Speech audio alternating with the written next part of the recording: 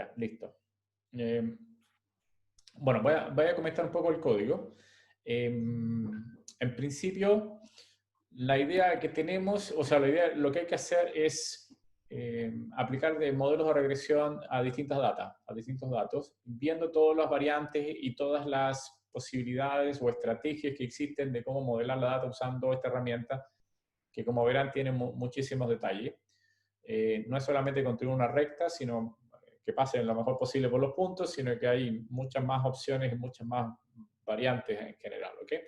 Bien, entonces yo lo que voy a hacer es, bueno, voy a quitar la imagen mía para que quede solamente la presentación y cualquier cosa, el chat lo voy a dejar abierto, o abren el micrófono y yo los escucho, ¿sí? ¿Ok?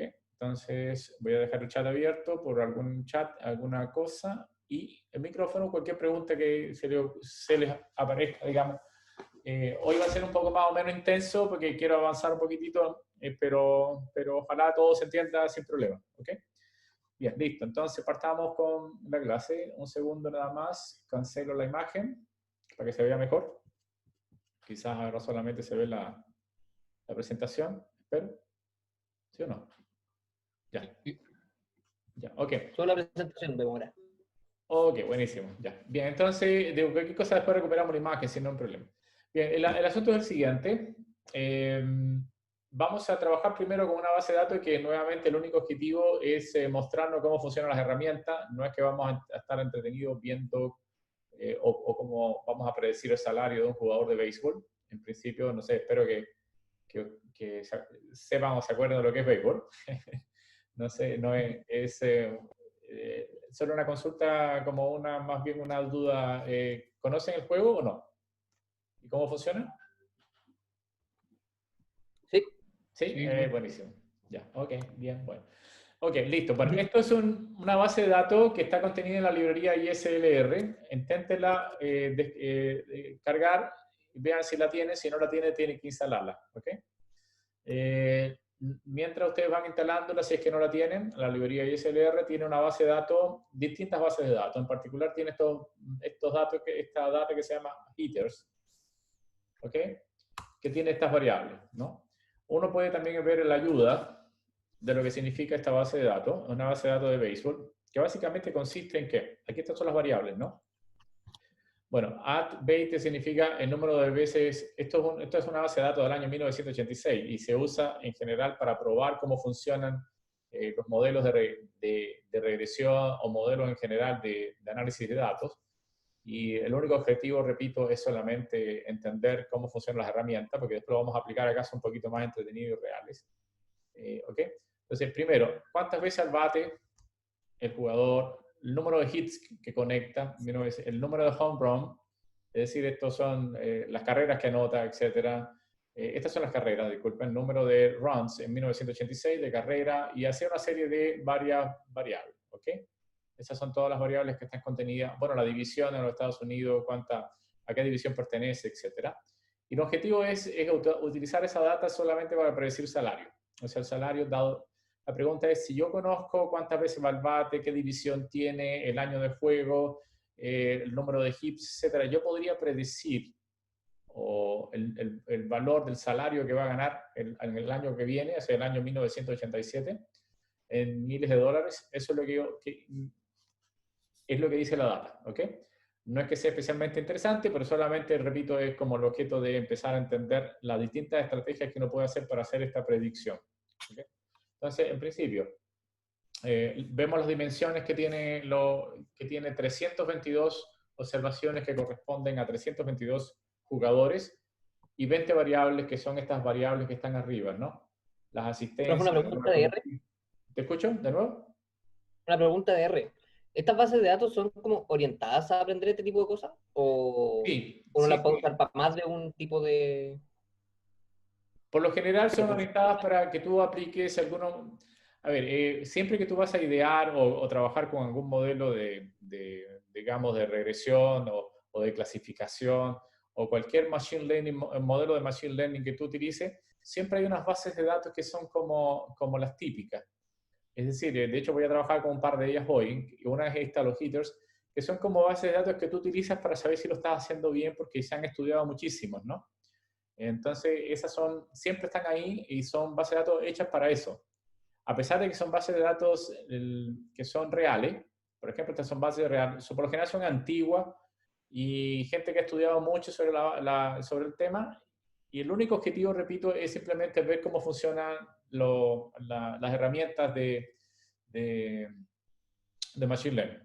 Cuando tú creas una herramienta de Machine Learning o haces mejoras o vas a publicar un paper sobre alguna mejora que hiciste, entonces tú utilizas estas bases de datos que son como las típicas para que la gente entienda qué es lo distinto que tú lograste, ¿entiendes? Entonces por eso es que son bases de datos típicas. No sé si respondo, ¿sí? Perfecto, sí. Entonces por eso no lo tomen como que hay que saber el objetivo del curso no es saber sobre el salario de los jugadores, sino más bien de la herramienta. Y después poderlo aplicar a bases de datos más reales. Y esta es una herramienta que no necesariamente, a ver, las bases de datos no necesariamente son buenas, en el sentido de que te puede arrojar errores y cosas así, pero justamente eso es lo que uno quiere ver, digamos. Quiere ver qué problema va a salir acá. ¿Okay? Entonces, partimos con esta base de datos. Como les decía, que la idea es predecir el salario a partir de 20 variables, que son estadísticas que se toman en el juego. No sé si conocen, pero béisbol es uno de los juegos que tiene más estadísticas que existen, más que de todo. Hay todas estadísticas. Y por lo tanto se miden muchas cosas. Si uno quisiera predecir cosas, incluso hay una película donde se utiliza esto, digamos, ¿no? No sé si recuerdan una película de Brad Pitt donde justamente el tipo arma un equipo a partir de estadísticas. Y la gente le decía que cómo va a tener estos jugadores, si eran malos, qué sé yo. Por el tipo arma un equipo espectacular solamente haciendo análisis de datos. Eso fue como novedoso. Después ya todos los demás hicieron, pero en aquella época fue novedoso. Ok, entonces, sin más preámbulos, la idea es la siguiente. Primero quiero saber cuántos NA hay en los salarios. Y me dice que hay 59 datos de salario, por eso es lo que sumé, cuál es NA entre los salarios. Mira que hay 59, por lo tanto tengo que eliminar eso. Elimino esos valores y por eso escribo NA omit, porque tengo 322 y 59 valores. Voy a trabajar sin los NA. Entonces hago esto y ahora tengo y elimino. Las dimensiones ahora son 263,20. Y sumo cuántos NA hay en headers y no hay ninguno. Es decir, ahora toda la data que tengo está sin NA y eso es como lo primero que uno hace. Tenemos la base de datos, lo primero es limpiarla. En este caso es una limpieza muy simple, es solamente eliminar los NA, pero puede ser bases de datos mucho más complejas donde hay que hacer mucho trabajo de limpieza. De hecho, casi el 80% del trabajo se va en eso. El resto es aplicar algunas herramientas que uno conoce y aplicarlas creativamente, evidentemente. ¿Okay? Entonces, primera herramienta que vamos a trabajar es lo que se llama el Best Subset Selection. ¿Okay? ¿Qué significa esto? Que yo quiero elegir un subconjunto de variables digamos, que tengan mejor desempeño en el modelo. Vamos a construir efectivamente un modelo lineal, pero que tenga un conjunto de variables adecuadas, en principio que sean las mejores posibles. ¿Cuántas variables tiene la base de datos? Tiene 19 variables, en realidad son 20, aquí dice 20 variables, pero la última es salario, y vamos a trabajar con un número de variables que son las predictoras, 19 variables. Entonces, en vez de ocupar el modelo LM, porque en realidad si uno quisiera hacer un modelo LM, ¿qué tendría que hacer simplemente? O sea, uno puede hacer un modelo, por ejemplo, hacemos lo siguiente, pueden escribir ustedes también esto, ¿no? Modelo lineal, ¿no? No sé, llamemos modelo LM. ¿Y qué es lo que hacemos? Simplemente hacemos un modelo directamente. ¿Qué es lo que queremos predecir? Damos los nombres de names de datos, ¿no? O de headers, creo que se llama headers, ¿no? Modelo de headers. Names de los headers. Veamos, ya yo tengo que predecir los salarios. Entonces tomo modelo salario, que eso es lo primero que uno haría en principio, ¿no? Pongo un puntito y digo que la data, o no lo digo, simplemente escribo simplemente headers, ¿no? Ya, eso es lo más simple que puedo hacer, ¿eh? Y corro un modelo con todas las variables. Esto significa un modelo lineal con todas las variables. Yo quiero saber cómo funcionó esto a un sumario, ¿ya? Un sumario de mi modelo LM. Por eso. LM. El modelo lineal. Y veo el sumario, que es lo que me dice. Acá están todas las variables y en principio veces al bate me dice que influye negativamente en el salario de alguna manera y tiene dos asteriscos que me están indicando que es una variable que se puede considerar como distinta de cero, como este coeficiente distinto de cero. También tengo varias cosas más, bueno, ahí vean los resultados, cómo va funcionando, lo de las ligas N, Liga W o División W, etc. Y veamos, nos fijamos que aquí tiene un R-square que no es necesariamente muy alto, es 0,54, lo que me está diciendo es que esas variables que estoy ocupando, esas 19 variables, de alguna forma me explican el 55% de la varianza de mis datos, pero que no es sumamente buena para hacer una predicción correcta, tiene que estar por encima aproximadamente de 0,7. Pero algunas cosas vamos a ir trabajando y mejorando. A ver si la pregunta es, si en vez de tomar todas estas variables, todas las que están acá, no existirá algún subconjunto de estas variables que me mejore la predicción. ¿Y por qué podría suceder esto? Porque puede ser que haya algún tipo de correlación entre las variables, de forma tal que se interfieran de alguna manera y los resultados estén malos. ¿Okay? No lo sé a priori, pero yo tendría que hacer un montón de variantes. ¿Qué significa? Tendría que hacer un conjunto primero con una variable y así hago 19 modelos con cada una variable por separado. Después hago combinaciones de 2, combinaciones de 3, combinaciones de 4 y así sucesivamente hasta tener las 19. ¿Ok? Eso es un trabajo bastante duro porque tengo que hacer todas las combinaciones posibles. Entonces, ¿cómo se resuelve eso? Usando este comando que lo que hace es regresión, pero con subconjuntos de variables, indicando que el número máximo de variables que yo quiero es 19. ¿Okay? Entonces, la idea que es, lo que vamos a pedirle al modelo es que me indique qué variables son las que mejor desempeño tienen. Bien, entonces hacemos esto, corremos esto y lo guardamos en P. Un segundo, parece que no corrí libs. Primero hay que cargar la librería libs si no la tienen y ahora sí se corre. ¿Okay? El sumario lo vamos a guardar acá porque hay mucha más información que el sumario que teníamos arriba. Vamos a guardarlo en P sumario, todo lo que está guardado acá. Y vamos a ir analizando por pedazos el sumario.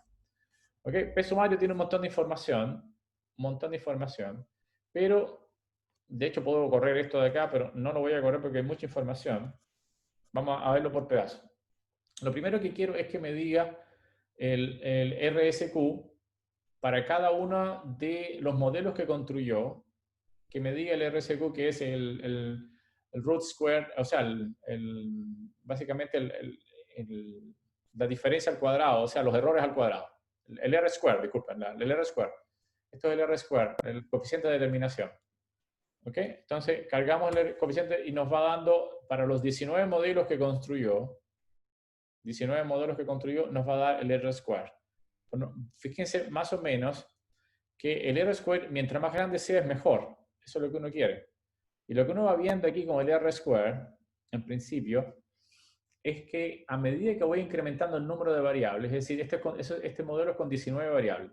Aquí hizo un modelo con una variable, un modelo con 2 variables, con 3 variables, con 4 variables, así sucesivamente, hasta un modelo que hizo, hasta el último modelo que lo hizo con 19 variables.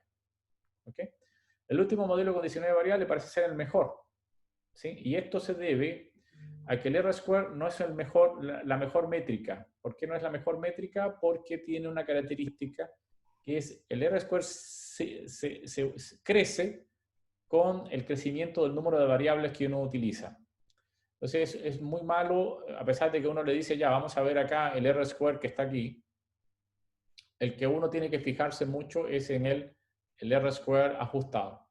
¿Okay? En la clase pasada dimos más o menos una fórmula. Yo no voy a dar la fórmula en este momento, lo voy a explicar más adelante, pero aquí sí voy a ver las diferencias que existe entre el R-square ajustado y el R-square.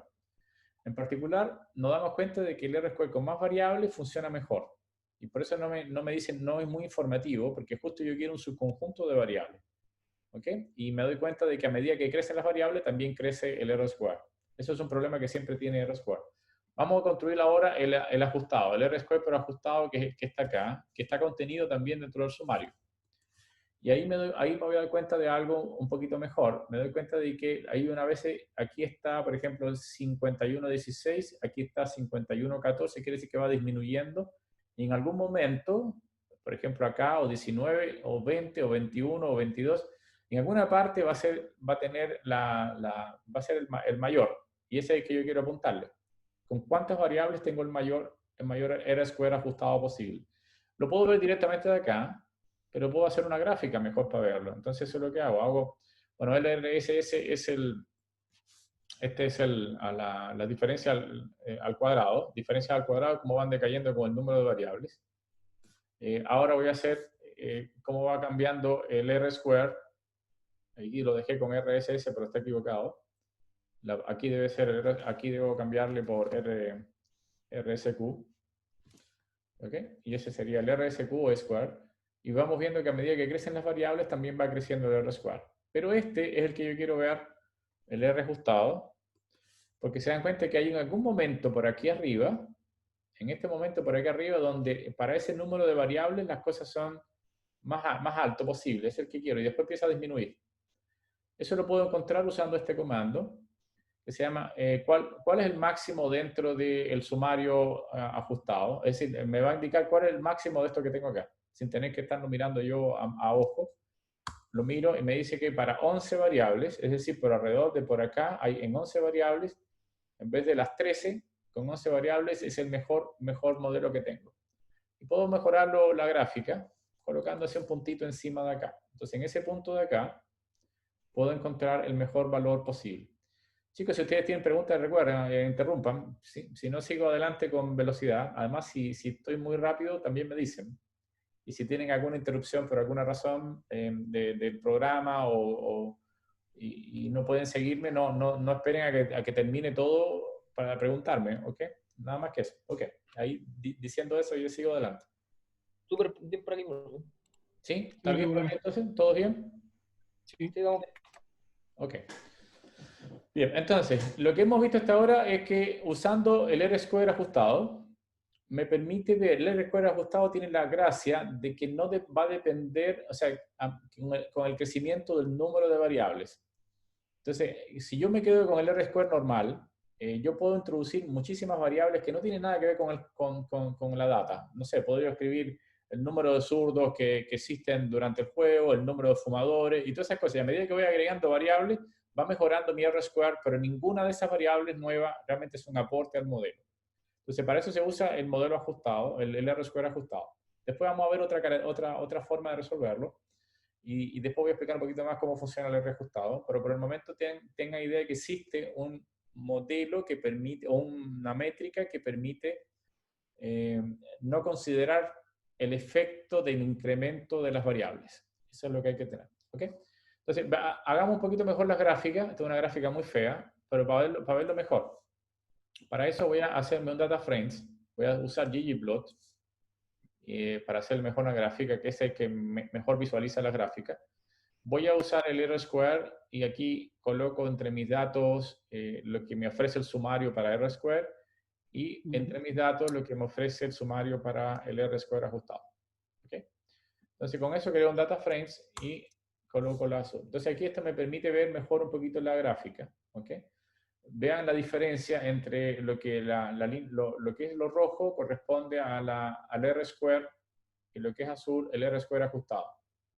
Entonces, a medida que voy creciendo las variables, no necesariamente crece él, sino que en este punto en particular es donde es el mejor R-square ajustado que tengo.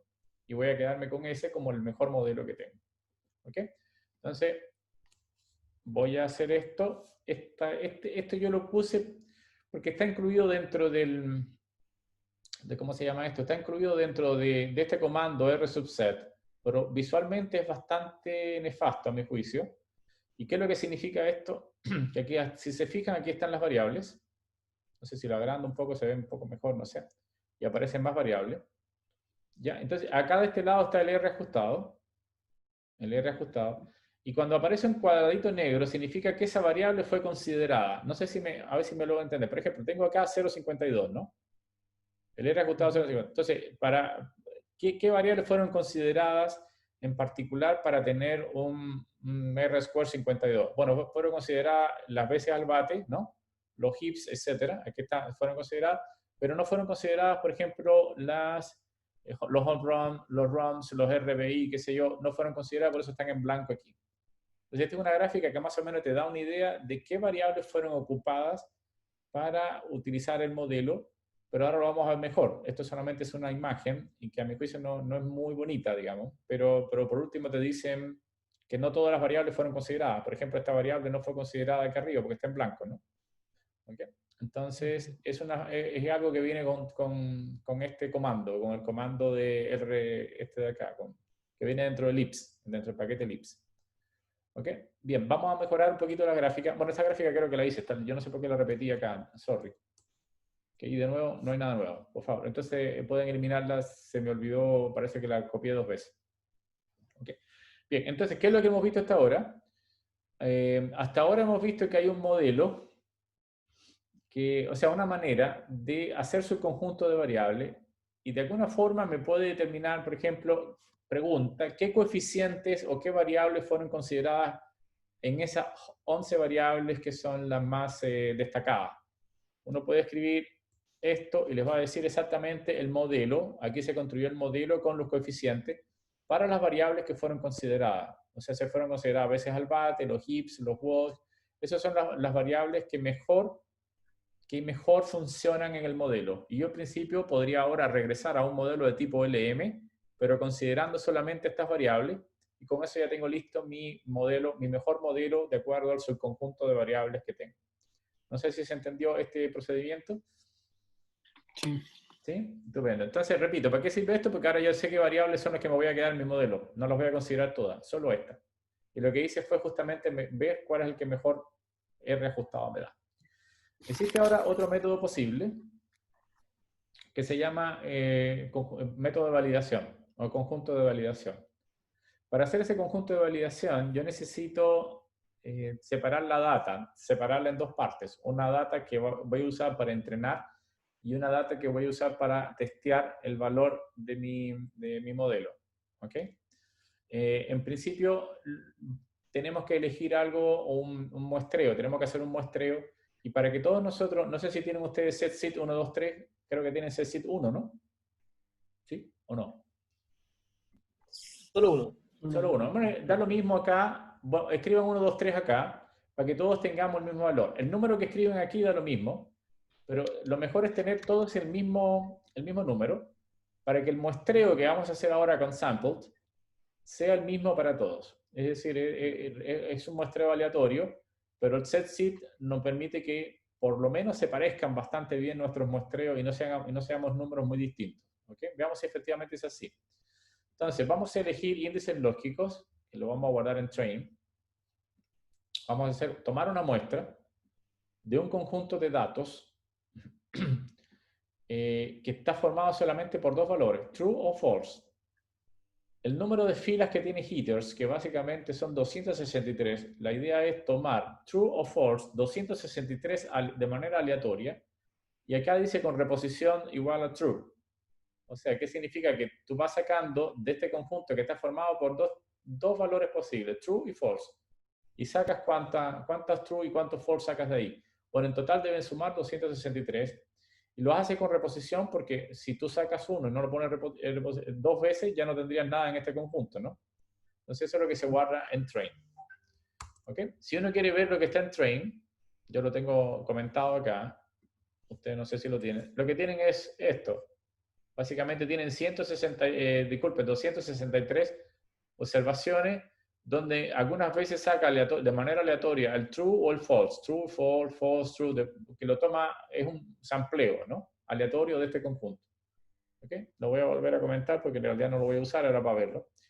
Y en el caso del test, voy a tomar justamente lo que está aquí, pero contrario, que es el que voy a ocupar con todo lo demás, que no, o sea, con lo contrario de train, es donde voy a probar mis datos. ¿Ok? Entonces, calculo esto y lo que está en test es lo contrario que está en train. ¿Okay? Entonces, el número de rows que tiene hitters yo sé que son 263, pero el número de rows que tiene hitters, donde ahora yo estoy tomando solo los valores train, los valores que son true, va a ser igual a 127 valores. No sé si les da 127 igual. ¿Les da 130. ¿130? Sí. Ya. Ok, tenemos que tener una pequeña diferencia probablemente porque usamos distintos computadores. ¿A los dos le dio 130? No, me dio 128. Ah, ya, ok. Entonces, por alguna casualidad, ¿alguien tiene un Mac o un Windows? Yo tengo Mac. Ya. Yo Windows. Ya, ok.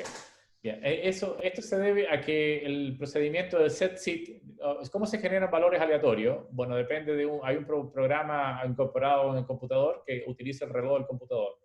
Y lo que uno hace es colocar la semilla, setseed, la semilla para generar una secuencia. El computador, por supuesto, va a depender un poquitito del tipo de computador. Si todos tuviésemos un Mac del mismo modelo, probablemente tengamos la misma estructura y tengamos los mismos valores. Pero ahora va a haber una pequeña diferencia en nuestro muestreo, porque la aleatoriedad fue elegida de manera distinta, ¿no? ¿Ok? Entonces, por eso tengamos una pequeña diferencia, pero eso solamente ¿por qué? Porque estamos haciendo un sampled, y el sampleo es aleatorio. Entonces, por eso tenemos distintos valores. En mi caso tengo 127, pero no debe ser muy distinto. Si es muy distinto es porque alguien no cargó el setseed, ¿no? Vuelvan a probar setseed nuevamente para ver si funciona. A ver si... Yo tengo 263 y tengo 130. Ahora yo fui el que no lo cargué, disculpen. Tonto, ¿no? Yo fui el que no cargué el tema. ¿Usted le dio 130? Sí. No, a mí no. Ya, pero carga ese sí. Da lo mismo, tiene que dar un número muy cercano, muy cercano. Si te dio 128 o 100 lo que sea, estupendo. Ya, listo, eso es lo de menos. Ok, entonces, ¿qué es lo que vamos a hacer ahora con esta? En vez de correr el modelo de subconjuntos directamente con toda la data, vamos a correrla solamente con los datos de entrenamiento. Para después probar los datos con lo de testing. ¿Ok? Volvemos a correr nuestro mismo modelo, pero ahora, repito, con parte de la data, no con toda la data. Vamos a dejar reservada una parte en test para hacer la prueba. Entonces, con eso corremos la prueba. ¿Ok? Y ahora vamos a hacerlo un poquito, esta parte quiero explicarlo, pero es como medio extraño, pero mejor. Expliquémoslo con algún detallito. Bien. ¿Qué es lo que ocurrió acá arriba? Bueno, aquí encontró los mejores modelos cambiando las variables. En el caso anterior habíamos elegido que el modelo con 11 variables es el que mejor funcionaba. Acá ahora tengo parte de la data, probablemente a lo mejor no coincide con los 11 variables, porque ahora tengo menos data para trabajar. Pero quiero probar ahora el resultado con el testeo. ¿Ok? Entonces, vamos a correr una cosa que se llama Model Matrix. No sé si se recuerdan, que la vez pasada hablamos de Model Matrix. Model Matrix también se le llama matriz de diseño. Y justamente es la matriz X que uno tiene. La matriz X grande que uno tiene de datos. Eso es lo que se le llama Model Matrix. Pero vamos a escribir Model Matrix solamente con los datos que están en test, digamos, lo contrario que está en train. Vamos a un poquito. Si ustedes quieren ver lo que está en testmat, evidentemente es muy grande el testmat, no muy grande, sino que está dado con muchos datos, pero veamos lo que tiene testmat, para recordar. Básicamente son los coeficientes que están, los coeficientes, no los coeficientes, disculpen, las observaciones. Hay muchas observaciones que están partido de esto en realidad, pero ¿qué es lo que hace? Le agrega un 1 para construir el intersecto. Y estos son los valores que están los valores que están en la data. Esto es como la matriz X que teníamos, pero agregándole un 1. Eso es lo que es Model Matrix. ¿Okay? Muchas veces la vamos a ocupar ahora. ¿Okay? Esta es la matriz X. Recuerden que hay una fórmula para calcular los coeficientes beta. ¿Ya? Ok, no sé si me hago entender, pero recuerden que esto, cuando uno calcula el Model Matrix y usando salary con todas las variables, lo que está calculando, en este caso para la data, está usando qué matriz X es la que vamos a emplear para calcular los coeficientes beta. Eso es lo que necesitamos. ¿Ok? Voy a cerrar esto porque igual es una matriz que quería echarle una miradita nada más para que se vea. ¿Ok? Bien. Vamos ahora a generar una matriz que va a tener lo siguiente. Va a correr por el número de variables del 1 al 19. Recuerden que aquí adentro está guardado todos los modelos desde el 1 al 19, con una variable, con 2 variables, con 3, hasta 19 variables. Es lo que habíamos hecho en el caso anterior. Bien, y vamos a acceder a cada uno de esos modelos tomando el ID I. Entonces voy a correr los modelos desde el 1 al 19 y voy a colocar los valores del valor medio que existe entre el test y la predicción al cuadrado. Es decir, esto es la predicción, esto es el i con gorrito arriba, y este es el valor real. Y quiero ver las diferencias al cuadrado y calcular el valor medio de las diferencias al cuadrado, y lo voy a guardar en la variable, en la matriz error, o en la matriz de error. O básicamente en el vector de error, disculpen, un vector. Aquí esto que está aquí arriba es la inicialización del vector. Voy a repetir NA 19 veces. Es decir, para cada una de las variables, cada una de lo que está contenido en el modelo de arriba, en el modelo PBS, hay 19 modelos contenidos. Para cada uno de esos modelos, voy a encontrar los coeficientes, voy a tomar la matriz multiplicada por el coeficiente. Recuerden que esto es X multiplicado por beta, que da la predicción. Esta predicción es el I gorrito. ¿Ok? Y repito, que es la que voy a colocar acá, que es el estimado. ¿Y cómo se calcula el estimado? Tomando X por beta. Eso es lo que estoy haciendo acá, multiplicando la matriz de cada coeficiente, multiplicado por el coeficiente que sale de cada uno de los modelos. Y con eso voy a hacer la predicción. Esa predicción después voy a tomar el valor real menos la predicción y lo voy a elevar al cuadrado. No sé si me logro hacer entender. Es difícil explicar cuando uno hace el programa. La programita se entiende bien, pero después explicarlo es como medio complicado.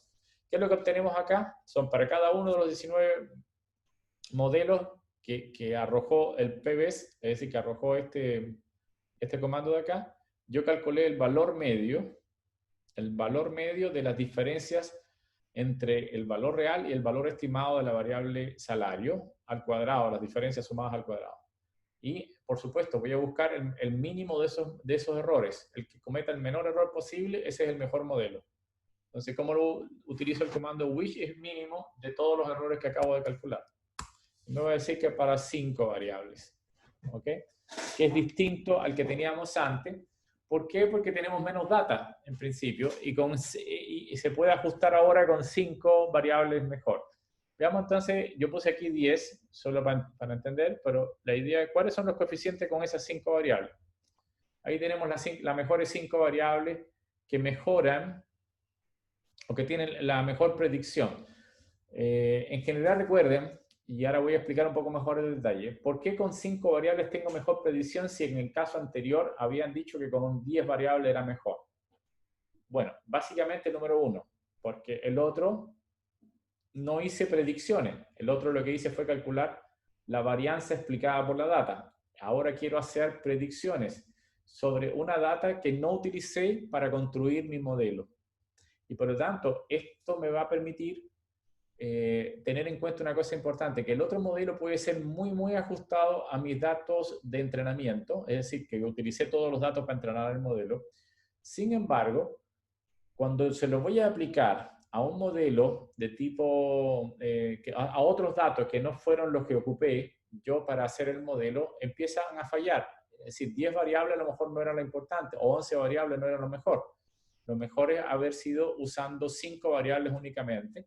Y esto tiene, o sea, un mejor desempeño que el modelo que había prestado arriba en general. Esto significa que, en pocas palabras, que el otro modelo estaba muy sobreajustado a los datos de entrenamiento, pero no era muy bueno cuando yo incluyo datos de testing que no fueron usados para hacer justamente el entrenamiento. Para el mejor modelo en este caso ahora es de 5 variables, que son esas 5 variables que están aquí, cuando utilizo parte de la data y no toda. ¿Ok? Entonces, ¿cuáles son los coeficientes? Aquí los tengo. Aquí puse, dame los coeficientes, bueno, aquí debo colocar 5 porque tenía puesto 10 para 5 variables. O sea, dame el mejor modelo con 5 variables según esto. Voy a hacer la predicción y este es el valor mínimo que me está dando en general. Es el valor mínimo de las diferencias, es para 5 variables. ¿Ok? Bien, vamos a hacer la predicción entonces. Y como el modelo, una de las cosas malas que tiene este comando, ¿cómo se llama el comando arriba que siempre usamos? ¿Dónde está? ¿Dónde está? Lo perdí. Un segundo. Este comando que está acá tiene un problema, que no tiene el modelo LM. El modelo LM tiene un comando que se llama predict para hacer las predicciones, mientras que este no tiene el comando LM. disculpe, no tiene el comando de predicción, predict. Entonces hay que fabricarse uno, y eso es lo que hicimos acá. Vamos a fabricarnos una nueva función que es el predict, pero de este nuevo comando. Y para eso me fabriqué una función.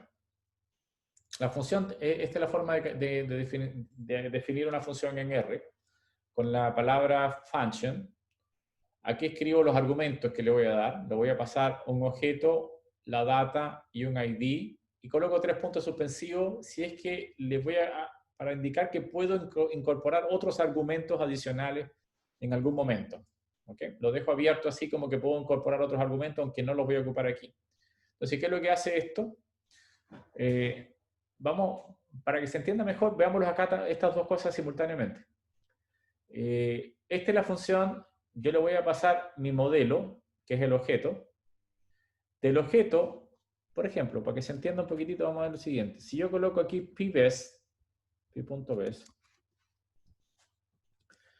fíjense que las cosas que tiene pbest, entre las cosas que tiene un call, un llamado, y dentro del call está la fórmula, que es salario datos. Eso es lo que sobre los datos. Entonces está la fórmula contenida en el pbest. Eso es justamente lo que yo escribo acá, ¿no? El objeto que está acá es justamente ese objeto. Es lo que yo le llamo el pbest. Y de ese objeto lo voy a extraer, por ejemplo, si yo coloco un signo de peso y coloco called, el call, lo que me va a dar es simplemente esta información. ¿Ok? Pero yo no quiero esta información.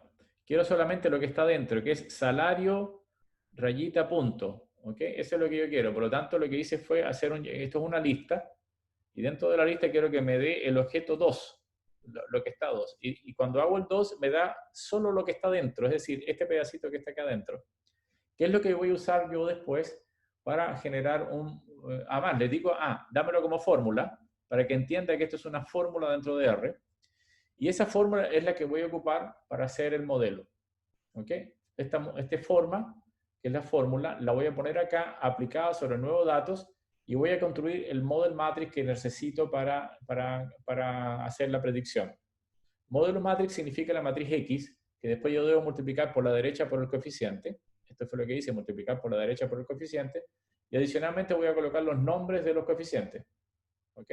Entonces, haciendo esto, hago esto, y hago la predicción sobre los test, y me da el resultado de las predicciones de los salarios para cada uno de los, de acuerdo a mi modelo. Tendría que compararlo con lo real.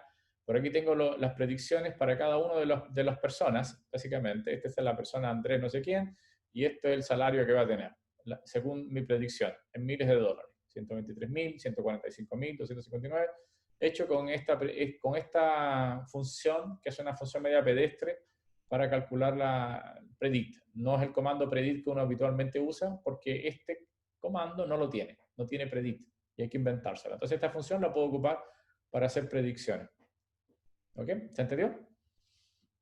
Vean con la forma de que uno hace, cómo construye las funciones. ¿Sí? ¿Hasta ahí? ¿Vamos? Sí. Bien. Muy bien. Ok, entonces predict no existe para esta que es una regresión con sus conjuntos, no existe, y por eso inventamos esa función. Y esto que está acá podemos quitarlo. Lo que pasa es que aquí yo quería justamente encontrar la fórmula que después le iba a pasar al modelo, que aquí construyo el model matrix. ¿Cómo se construye el model matrix? Aquí tengo que colocar la fórmula, una nueva data, y construyo el modelo, la matriz que voy a emplear para calcular el coeficiente. ¿Ok? Y eso es lo que hago en general. Esta es la predicción, no para calcular el coeficiente, para calcular la predicción. Tengo la matriz multiplicada por el coeficiente, y esa es la predicción. Eso es lo que, ese es el I. Esto es X por beta. X por beta, esto es el valor de X por beta. ¿Ok? Bien, con eso termino con este modelo, que se llama básicamente un modelo de validación, de conjunto de validación, para resolver el problema. Ok, ahora viene otro modelo más, otra estrategia. Repito, esta estrategia es interesante porque me permite no utilizar toda la data para encontrar el modelo, sino que tomar parte de la data para entrenar el modelo, y después verificar si el modelo es bueno con otra data que básicamente no fue usada para hacer el modelo en principio. No es una data de entrenamiento. Ok, ahora viene otro modelo. ¿Dónde está el otro modelo que está acá? Que se llama Cross Validation. Voy a saltarme por el momento, este método, para explicarle otra cosa que me interesa un poquito más. Echen una mirada a ustedes, aquí tengo harta explicación. Traté de explicarlo, pero no siempre es bueno las explicaciones, así que véanlo ustedes solo. Después lo comentamos en la próxima clase, el modelo de Cross Validation, que básicamente es hacer repetidamente lo mismo que hicimos arriba. Eso es lo que hicimos. Hacer repetidamente, es decir, Cross Validation es repetir el problema usando sus distintos subconjuntos y calculando. Esa es una mezcla de hacer distintos subconjuntos y adicionalmente haciendo distintos testing y training. Acá hicimos solamente una sola vez, hicimos un sample una sola vez, que es este. Y con eso elegimos ya un conjunto que decidimos que lo vamos a convertir en training y un conjunto que lo vamos a convertir en testing. ¿Qué tal si hacemos esto muchas veces? Porque puede ser que dependa, mi modelo vaya a depender estrictamente de la forma en que tomé el sample. Entonces, justamente lo que viene ahora es tratar de hacerlo muchas veces, hacer una validación cruzada de esta cosa. Entonces, yo le voy a pedir que ustedes le echen una mirada a este código. En la clase que viene lo comentamos. El código es chiquitito nomás, pero tiene algunas explicaciones y me interesa que lo vayan viendo cómo hacer esta validación cruzada haciendo distintos conjuntos training y distintos conjuntos testing de la misma manera de arriba. Lo voy a dejar en carpeta porque me interesa explicar otra cosa más y va avanzando el tiempo, ¿no? ¿Ok? ¿Está bien? Lo dejamos entonces para la próxima vez. Vean el código ustedes con tranquilidad. Voy a pasar a otra cosa. No sé si lo tienen ustedes. Ustedes tienen que ir a... Creo que... ¿Dónde está? Perdón. Debe estar en... Voy a cambiar un momentito. ¿Para dónde está? Deben estar viendo Canvas ahora. Dentro de Canvas, en módulos, ahora vamos a trabajar con esta parte de acá que es como el plato fuerte de hoy. Es lo que quería dedicarme, por eso quiero que ustedes vean el código por sí mismos y traten de correrlo y entenderlo. Y lo comentamos en la próxima clase. Ahora quiero entrar a regresión Rich y Lasso. Copien lo que está en la regresión Rich y Lasso, que son dos tipos de regresiones. En esto me voy a demorar un poquitito, porque son instrumentos muy, ¿cómo explicarlo? Muy importantes dentro del desarrollo de las herramientas de Machine Learning. Y dieron lugar a un montón de otras herramientas a partir de ellas en general. Entonces son muy útiles y muy utilizadas en la práctica. Entonces, por favor, regresión Read y Lasso, y yo voy a regresar a RStudio y ustedes van a copiar lo mismo que están ahí en el principio. Ok, no estoy seguro si estoy bien. Aquí es, exactamente, Rich y Lasso. Entonces, voy a entrar a regularización de Rich y Lasso, salvo que ustedes van a cambiar un poquitito el conjunto. Yo lo cambié ya, pero ustedes tienen que hacerlo ahora. Bien. Les voy a explicar un poquito lo que es la regresión Rich y Lasso también en el camino, pero entremos en materia primero. Esto no lo deben tener ustedes en el código, por favor pueden escribirlo. No lo tienen en el código porque voy a cambiar la data, no voy a seguir con la data de los hitters, voy a seguir con una data que se llama Boston, que también es una data que ya hemos visto quizás varias veces, no estoy muy seguro, pero que también es una data típica que se usa para explicar modelos. Entonces voy a trabajar con Boston primero. Ustedes pueden hacerle hitters después, que es justamente lo que está ahí, digamos, correr para hitters y tratar de entender lo que pasa. ¿Bien? ¿Ya copiaron esto? Tienen que modificarlo. Primero, o sea, copien, pero esto no estaba dentro de los códigos. Entonces tienen que cargar la librería más, que es la que tiene la data Boston. ¿Bien? La data Boston la voy a pasar, para no estar escribiendo Boston en todas partes, voy a escribir simplemente Boston, lo voy a pegar en datos. Y no sé si recuerdan lo que esta data. Si uno quiere saber lo que significa la data, puede escribir help de Boston. Y aquí le va a dar la explicación. ¿Ya? Creo que la hemos visto ya esa base de datos, no estoy muy seguro. Pero en principio es predecir los precios de las casas a partir de sus características. Entonces, ¿qué característica es?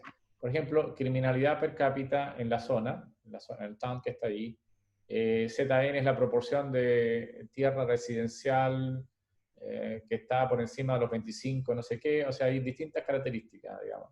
El nitrógeno, concentración de óxido de nitrógeno en la zona, la contaminación en la zona, en particular el average, el número promedio de piezas o de cuartos que tiene por habitación, en principio, o sea, por casa o por piso, no sé, la edad de las personas, etcétera, etcétera, ¿no? ¿Y qué es lo que quiero hacer con esto? El black es el número de personas negras que viven en la población, en principio cercano, y aquí está la forma de medirlo, un índice para medir la cantidad de personas black en la población. Los yankees son bastante, hasta para esto tenían, qué sé yo, información para comprarse una casa. Son increíbles. Bueno, LStat es el estatus más bajo de la población. El porcentaje, esto es un porcentaje de que ellos le llaman el estatus de acuerdo al estatus de las personas, digamos, el estatus económico, el estatus social, etcétera, y le ponen un índice también. Esto es bastante terrible el dataset, pero bueno, así como le ponen precio a las casas. Acá está el valor medio o la mediana, más bien por cada $1000 de lo que vale la casa. Es lo que queremos predecir. ¿Okay? Queremos en miles de dólares, quiero predecir el valor medio de la casa que tiene estas características. Entonces, cuando uno ve la data, esto que está acá significa algo así como $24.000, $21.000, también es una data antigua, ahora la data, los precios deben ser mucho más grandes que esto, en principio, pero es una data que se usa, repito, para modelar, para ver cómo funcionan los modelos. Ahora vamos a ocupar un modelo de regresión simple para esta data. ¿Cómo se escribe un modelo de regresión simple? Lo escribí, le llamé modelo OLS, porque es modelo de Ordinary Least Square. Es decir, un modelo OLS es un modelo que lo que hace es hallar el mínimo cuadrado. Y este es un modelo de mínimos cuadrados. ¿Cómo se hace? Bueno, ya lo saben ustedes. LM, la variable que yo quiero predecir, puntito para usar todas las variables y los datos. Con eso construyo mi modelo. Y ese es mi modelo sencillo. Hago un sumario y me fijo en mi modelo. Entonces, me doy cuenta, por ejemplo, que criminalidad afecta negativamente el precio y que es una variable que es distinto de cero. O sea, me he hecho una mirada a todo lo que está acá. Por ejemplo, Indus no tiene ninguna connotación, según este modelo, en principio, y la contaminación afecta negativamente, según esto. Esta es la contaminación por óxido de nitrógeno en la zona. El número de piezas es positivo y afecta positivamente al precio, es decir, mientras más, ¿qué significa eso? Que mientras más piezas tenga la casa, mayor valor es lo que es lo que está diciendo ese coeficiente, y que es un coeficiente distinto de cero en principio. Bueno, en fin, eso es lo que dice el sumario. Me fijo en el R-square, y ahora me voy a fijar también en el R-square ajustado. Son más o menos parecidos, no hay una diferencia muy grande. Y me dice que tengo un 74%, por lo tanto, sí, en principio, yo podría utilizar, salvo por supuesto con ciertos errores que voy a tener, puedo usar este modelo para hacer predicciones de los precios de las casas. Podría después ocupar otras estrategias, como por ejemplo la estrategia de arriba, de determinar cuál subconjunto de variables es mejor. Y usar también datos testing y datos training y correr para cada uno de estos los modelos que tengan el mejor desempeño. Sin embargo, aquí yo quisiera hacer ahora de otra forma el cuento, en el sentido de que supongamos que en realidad no tenga ese número de observaciones que son 14 variables, sino que tuviese, como por ejemplo los modelos que son muy complicados, los modelos de genética, que tienen 100 observaciones, por ejemplo, que corresponden al número de pacientes, y tengan 3 millones de variables que corresponden a los marcadores genéticos. Si yo quisiera hacer un modelo como el de arriba, en el sentido de que yo quisiera hacer todas las combinaciones posibles de variables para obtener el mejor modelo posible, sería, valga la redundancia, imposible resolver el problema, porque hay muchas combinaciones. Y como hay muchas combinaciones, lo que hicimos arriba es malo. No se puede hacer todos los subconjuntos posibles de variables. Sin embargo, existen otros métodos, que es lo que vamos a ver ahora, que me permiten destacar qué variables son buenas.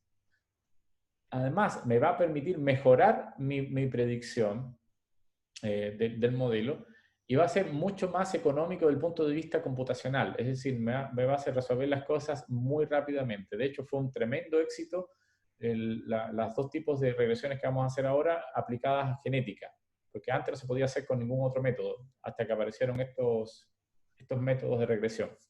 Ok, antes de hacer esto, antes de hacer entrar a Rich a las dos regresiones, Rich y Lasso, quiero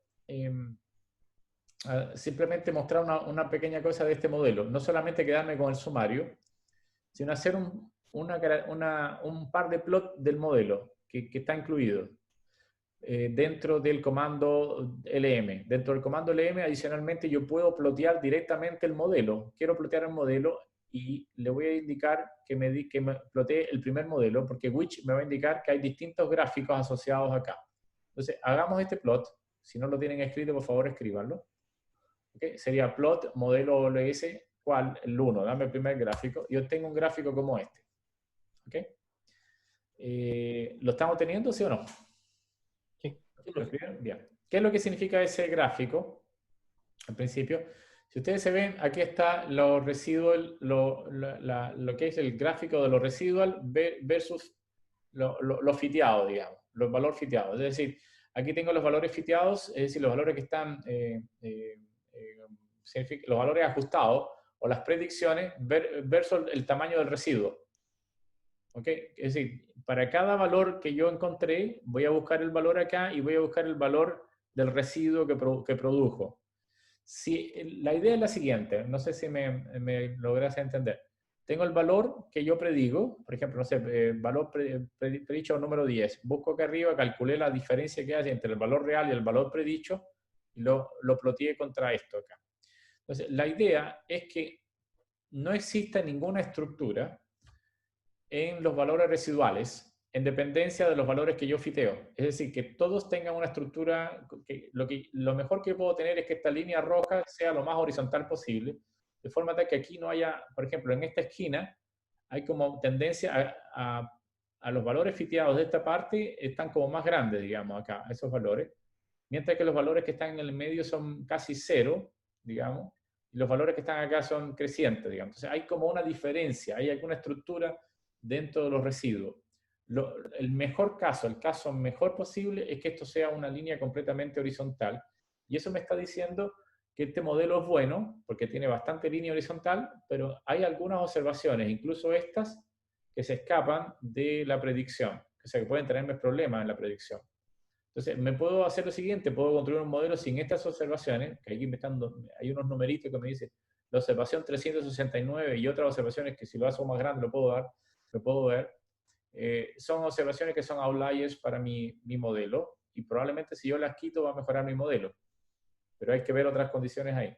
Entonces, esta es otra cosa que siempre uno verifica, tratando de ver si esto hay una estructura. Por ejemplo, si esta no estuviese completamente horizontal, si no estuviese una línea roja en este sentido, entonces significa que mi modelo no sirve de nada, porque mi modelo dejó estructura en los residuos, o mejor dicho, los residuos van a depender del valor fiteado. Y eso no debe ocurrir, porque el residuo debe ser completamente aleatorio, debe regirse por una regresión, por una distribución normal. Y en este caso no está ocurriendo en algunas partes, pero en otras partes sí. Por lo tanto, tengo que cuidarme de que mi modelo es bueno, pero no tan bueno. Hay observaciones que escapan. Eso es lo que quiere decir ese modelo. Bueno, esto tiene un nombre bastante raro que se llama heteroscedasticity.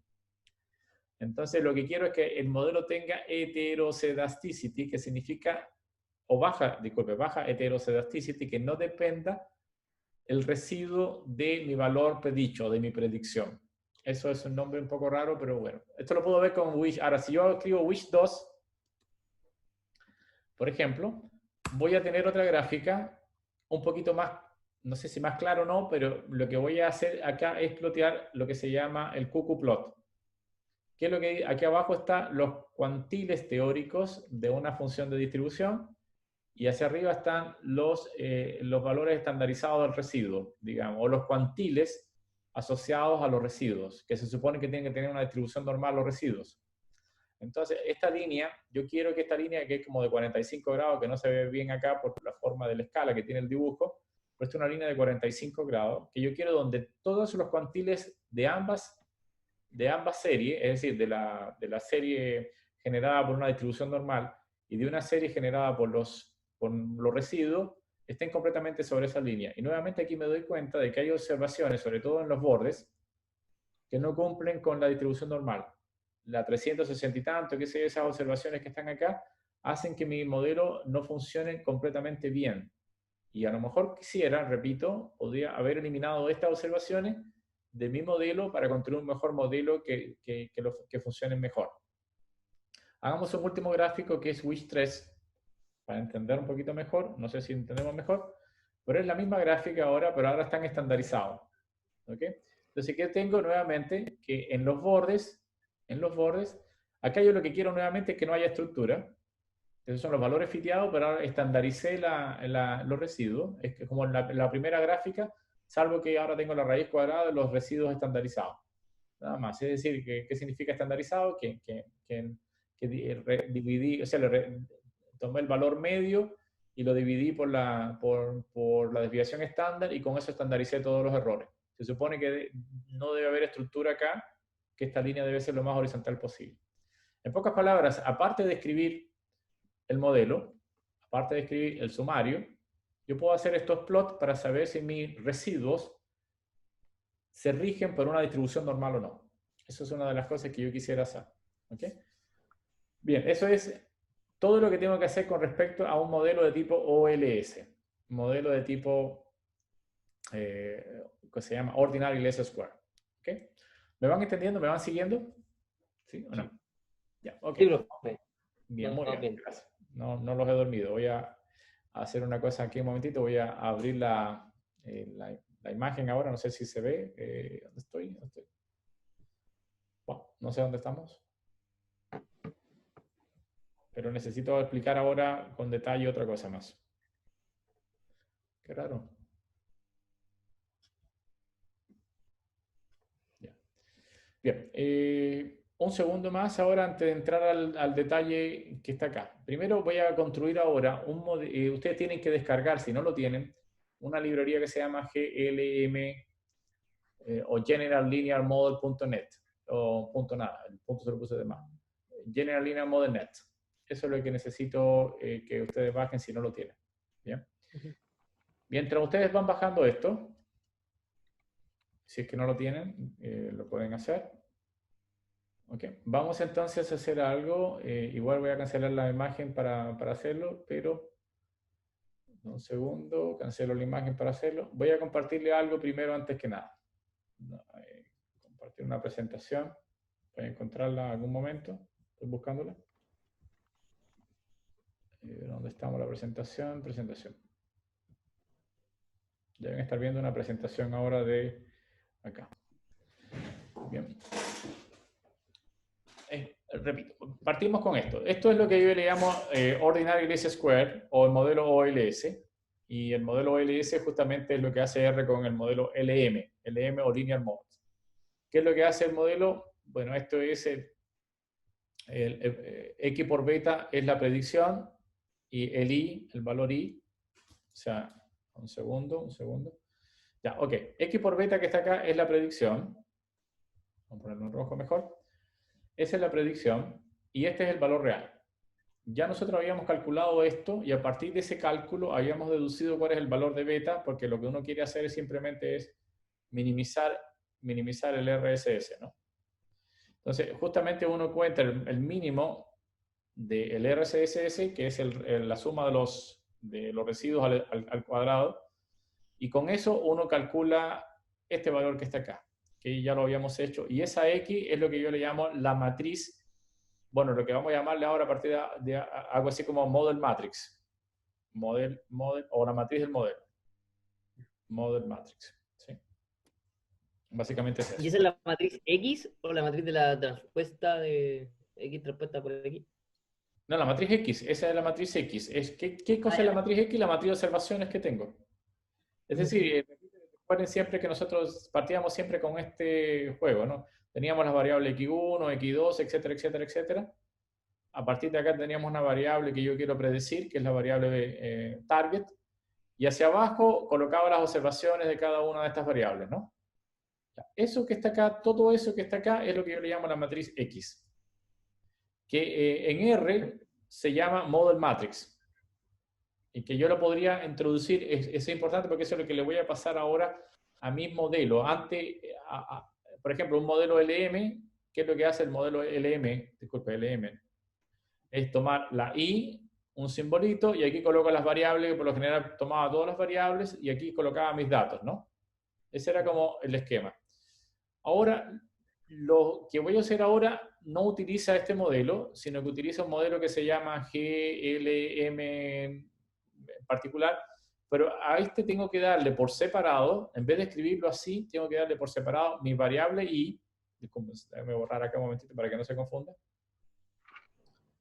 Estoy escribiendo, lo que pasa es que como tengo una pantalla más amplia, ahora escribo muy mal. Es una locura esto de escribir acá. Dame un segundito. Acá. Ya, lo que quería decirle es que, a ver si me entiende un poquitito. Yo voy ahora a usar otro modelo, o otro comando, que no se puede escribir en la forma, o que no se escribe, disculpen, que no se escribe en esta forma LM, sino que se va a escribir en una forma así como, por ejemplo, glmnet.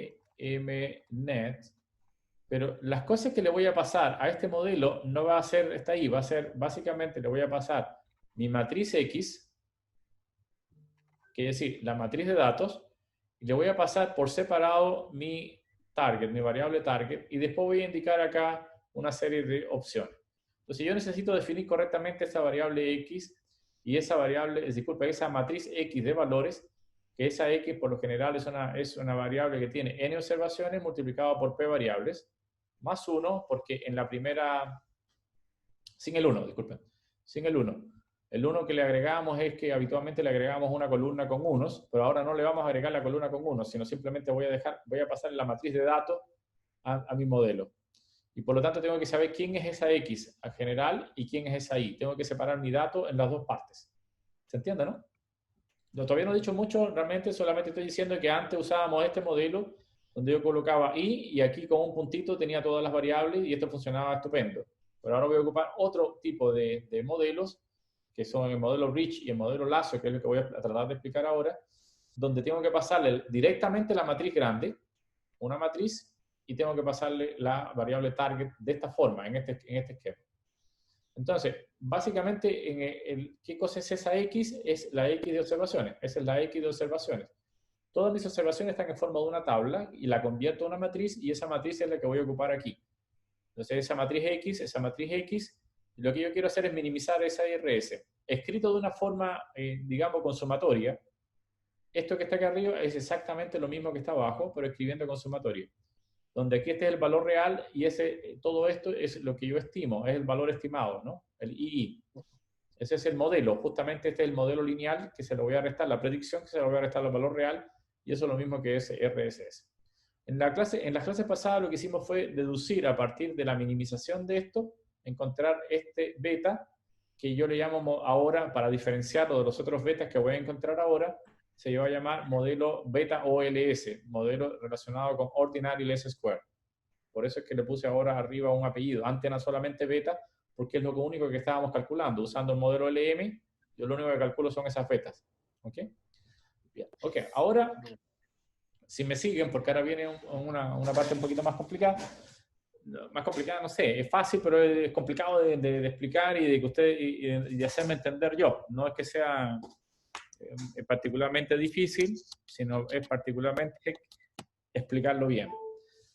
Repito, mi primer problema es, y ya lo planteé, es que yo tengo algunos modelos, no como este, que tengo relativamente pocas variables, es decir, aquí tengo 14 variables y en principio puedo hacer combinaciones de 14, y lo hago bastante rápido con un buen computador.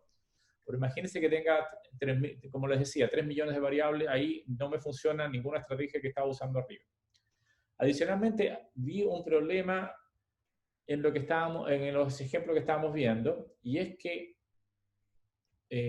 si tomo parte de la data y después la pruebo con un data testing, probablemente el mejor modelo no funcione, el mejor modelo que ocupé para toda la data no me funcione cuando quiero ocupar otra data que no fue usada para generar el modelo. Y eso significó, en principio, que mi modelo está sumamente bien hechito, pero solamente para la data que tengo, pero no la futura data que yo quiero predecir. Y eso lo vimos con un ejemplo donde en uno de los modelos me decía, ya, con 10 variables tengo el mejor modelo, y después, haciendo separaciones de los datos, me doy cuenta de que con 5 variables tenía un mejor modelo en principio, no con las variables que tenía anteriormente. Entonces, lo que me está diciendo es que debo buscar una manera de regularizar mi modelo en el sentido de que no todas las variables son importantes y que si yo dejo todas las variables en mi modelo, probablemente sufra de lo que se llama overfitting o sobreajuste. Repito, ¿qué significa el sobreajuste? Significa que yo tengo un buen modelo, muy buen modelo, solo para los datos que ocupé para generar justamente el modelo. Y cuando traigo nuevos modelos, entonces ya no me sirve mucho porque era muy bueno para los datos anteriores, pero no para los datos que vienen. Entonces yo tengo que de alguna forma hacer mi modelo menos bueno para los datos. Tengo que darle un poco de lo que se llama sesgo a mis datos para ganar por otro lado, es decir, para disminuir la varianza de mi modelo en dependencia de la nueva data. Esto es un criterio sumamente importante dentro de análisis de datos, que es lo que se llama el balance entre el sesgo, el bias en inglés, y la variación o variation. Entonces uno siempre tiene que buscar un balance entre sesgo y varianza. ¿Qué es el sesgo? Es que mi modelo no explique muy bien mis datos training. Entonces yo como que ficticiamente de alguna manera le introduzco errores a mi modelo para que mi modelo no se sobreajuste a mis datos y pueda tener una aplicación bastante buena en otros modelos, en otros datos que no fueron ocupados para generar el modelo. Estoy repitiendo muchas veces la frase porque este es un concepto importante dentro del análisis de datos. El balance que existe entre el sesgo y la varianza. ¿Se entendió más o menos, por lo menos intuitivamente? Vamos a reforzar las ideas con muchos más conceptos después adelante. Pero por lo menos intuitivamente se entiende que hay ¿por qué lo que quiero hacer es, de alguna forma, es empeorar, o sea, no está bien, empeorar mi modelo con mis datos training para obtener una ganancia en mis datos testing. Y eso significa, le voy a pegar algún tipo de sesgo a mis datos para que al final no me predigan tan bien los datos training, pero me predigan bastante bien y mucho más práctico en utilizarlo en datos testing. Ok, no sé si es un concepto medio complicado el balance pero lo vamos a reforzar varias veces más. Ok, entonces tengo distintos problemas. Primer problema, el problema de overfitting. Segundo problema, que puedo tener muchas variables y algunas de ellas no me funcionan porque son malas. Y si el modelo tiene demasiadas variables, necesito un método mejor para controlar ese número excedente de variables. Y a lo mejor eliminando algunas de las variables, gano también que mi modelo no se comporte tan bien para los datos training y gano también la posibilidad de que se comporte mejor para datos testing. Entonces, todo eso es lo que hace, por ejemplo, en mi primer modelo que se llama la regresión Rich. Entonces, el primer descubrimiento o la primera mejora que se le hizo a la regresión es justamente lo que se llama la regresión Rich o de Ola, no sé por qué le llaman de Ola o qué sé yo, la traducción no la sé exactamente, pero se llama regresión Rich o RR básicamente, a diferenciarla del OLS. Si ustedes se fijan, ahora tengo lo mismo de antes, que básicamente esto es lo mismo que es el RSS, pero este es el RSS, pero del modelo OLS, del modelo Ordinary Least Square. Pero ahora le agregué algo más, le agregué este factor aquí. Si uno lo desarrolla, en vez de escribirlo en forma matricial, que está arriba, lo escribe en forma de sumatoria, básicamente tengo lo mismo de antes, que es el RSS del OLS, pero adicionalmente le agregué esta condición acá. Uno, en principio, ¿qué puede hacer? Nuevamente hallar el mínimo. Uno puede hacer lo siguiente, puede hallar el mínimo del RSS para todos los betas, pero ahora va a depender de una constante K. Esa constante K que está acá, que es una constante que no está dentro del modelo, una constante que yo tengo que elegir yo solo, digamos, de alguna forma. ¿Okay? ¿Me siguen o no? Sí. ¿Sí? Sí, ¿O no? sí. Ok, muy bien, Sí. muy bien. Entonces, una pregunta para ustedes. ¿Ustedes alguna habían visto la regresión Rich alguna vez o no? Yo por lo menos no. A mí tampoco me sonaba. Ok, muy bien. Bien, entonces, bueno, es importante para mí para yo saber qué tengo que explicar en general, ¿no? Para no demorarme tanto en algunas explicaciones que pueden resultar aburridas. Ok, para que tengan una idea, regresión Rich puedo demorarme, se puede escribir un libro. Hay libros enteros escritos para una sola cosa. Yo lo voy a tratar de explicar en los 5 minutos que me quedan, ¿no? En general. Bien, voy a tratar de hacer eso. La idea es la siguiente. Imagínense, yo puedo resolver esto con un mínimo, y yo lo puedo resolver usando de la misma forma que hicimos para el OLS, digamos, para el Ordinary Least Square. Y hallar el mínimo significa, por supuesto, derivar esto cada uno por beta, ¿no? Y uno va encontrando la solución y podríamos encontrar la solución. Pero una vez que encontramos la solución, esta es la solución. El beta ahora va a depender de quién, va a depender de K, ¿no? ¿Sí? En general, a diferencia del otro beta que no dependía de K. ¿Sí? Este es el beta, nada más, ¿ok? Entonces lo que digo acá es que para cada K que yo obtengo un conjunto de coeficientes. Entonces ahora va a depender, no voy a tener una sola regresión, sino que voy a tener K regresiones en dependencia del K que yo le doy. Si voy dando distintos valores de K, voy teniendo distintas regresiones. ¿Por qué yo gano agregando esto? ¿Cuál es la gracia de agregarle esto? Bien, hay varias gracias y me demoraría explicando muchísimo las gracias, pero hay algunas que son más interesantes que otras. Primero vamos a explicarlo directamente con la fórmula y después un poquito primero con esto. Vamos primero con esto. Recuerden que para funcionar yo tengo que minimizar esto. Yo tengo que encontrar aquellos betas que minimicen esta expresión, porque esta expresión justamente es el error que uno comete en la predicción. Pero ¿qué pasa con esto? Imagínense que K fuese grande. Voy a tomar K igual a 10 millones. Un valor K muy grande. Ya, el modelo de optimización lo que va a tratar es de disminuir este valor o disminuir el valor entero. Quiero minimizarlo. Y como K es muy grande, entonces la única forma de que K no aparezca, es decir, o sea, que el efecto de K sea muy poco, es que mis betas empiecen a anularse. No sé si me entienden. Entonces, si mis betas empiezan a anularse, entonces el efecto que va a tener un K grande no va a ser muy, digamos, es decir, el efecto no va a ser tan grande o el impacto no va a ser tan grande de este valor de K si mis betas son casi todos cero. En este caso, repito, yo quiero minimizar. ¿Y qué es lo que va a minimizar esto? Va a encontrar aquellos valores de beta tal que toda esa expresión se minimice. Pero si K es muy grande, lo que van a tratar de hacer el modelo o la optimización es anular la mayor cantidad de betas posible. ¿Para qué? Para que esto básicamente funcione correctamente. O por lo menos disminuir los valores de beta. Probablemente no los coloque todos en cero o no lo coloque a cero. Y como vamos a ver, no lo coloca a cero. Pero justamente lo que va a hacer es tratar de encontrar el beta más pequeño o los betas más pequeños posible para que el efecto de la K no sea tan grande.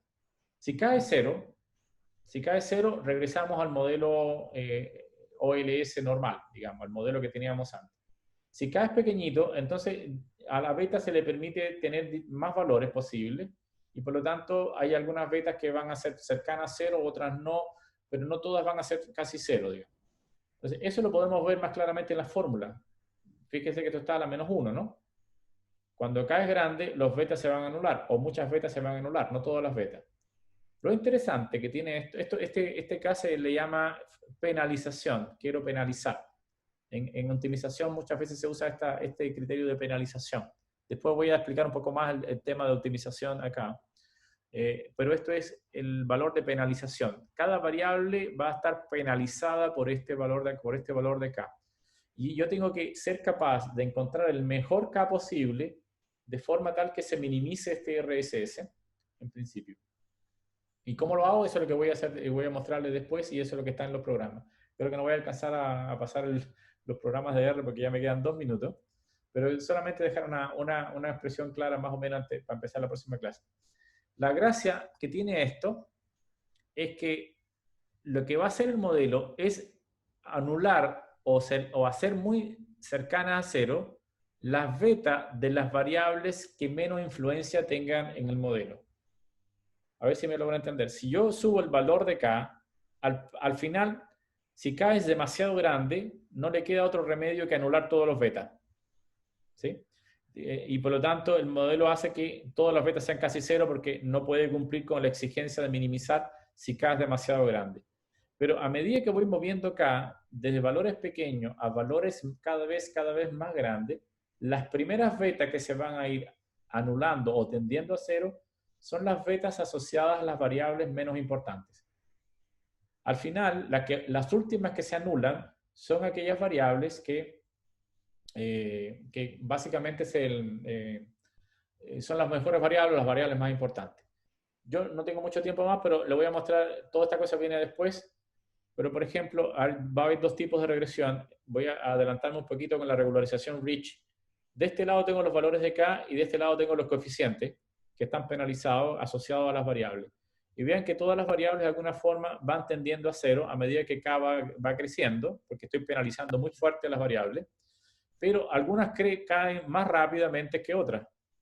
Entonces, estas variables, estas curvas significan cada coeficiente, el valor que va tomando cada coeficiente a medida que K va creciendo. Y hay algunas entonces que se anulan muy rápidamente y otras que se demoran un poquito más en anularse.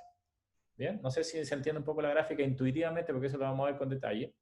Pero la idea es que a medida que yo voy moviendo K, disculpen, yo puedo ir eliminando variables. Es decir, puedo ir eliminando variables que sean las menos importantes. ¿Okay? Dejémoslo acá, chicos, para poder entender esto mejor con detalle en la próxima clase, porque en realidad me queda muy poco tiempo para explicar lo que está detrás acá. No sé si se entendió al menos el problema, que es lo que quiero que se vea, que se entienda que hay un problema que yo quiero resolver. Número uno es el problema del overfitting, porque voy a agregarle ahora un error adicional al problema, es decir, le voy a agregar un término de penalización. Eso hace que mi modelo no se comporte tan bien como antes, porque tiene que ajustarse a este valor, y para ajustarse voy a obligar que algunas betas se anulen, o por último, algunas betas tengan un resultado un poco más malo. Eso es lo que estaba viendo. Entonces, segundo, ¿no? ¿Dónde está ahora? ¿Cómo uno recupera la visión? Me perdí. Ok, no sé. No sé si me están viendo ahora ustedes. Yo lo veo. Ya, ok, estupendo. Bueno, eso era, chicos. Pregunta para ustedes en general, si por lo menos se entiende la problemática. Es decir, problemática es, número uno, no quiero que haya sobreajuste. Número dos, quiero eliminar variables que no me sirvan. Y número tres, quiero hacerlo de la manera más sencilla posible sin tener que hacer todas las combinaciones que existen dentro de todas las variables que tengo. No quiero hacer todas las combinaciones. Quiero que haya un proceso de eliminación mucho más sencillo. Esos son los problemas que va a resolver la regresión Rich. Y vamos a hacer, y eso fue, por lo menos las personas pensaron que ese era el resultado que íbamos a obtener. Y la creatividad de esto fue que justamente lograr obtener un beta, de forma tal que K, cuando crezca, los betas se vayan anulando, y se van anulando selectivamente. Entonces, nadie pensó en el momento que se creó esto que esto iba a tener tanto éxito, en el sentido de que se anulaban justamente aquellas variables que eran las menos importantes y las cosas funcionaban mejor así. ¿Ok? Entonces, lo dejemos hasta acá. En la próxima clase lo seguimos. ¿Les parece? Bien, estupendo. Echen una mirada al código que quedó sin trabajarlo, el cross-validation, para comentarlo en la próxima clase. Lo dejo entonces, chicos. ¿Está bien? Chao, chao. Chao. Chao, también. Chao, chao. Chao.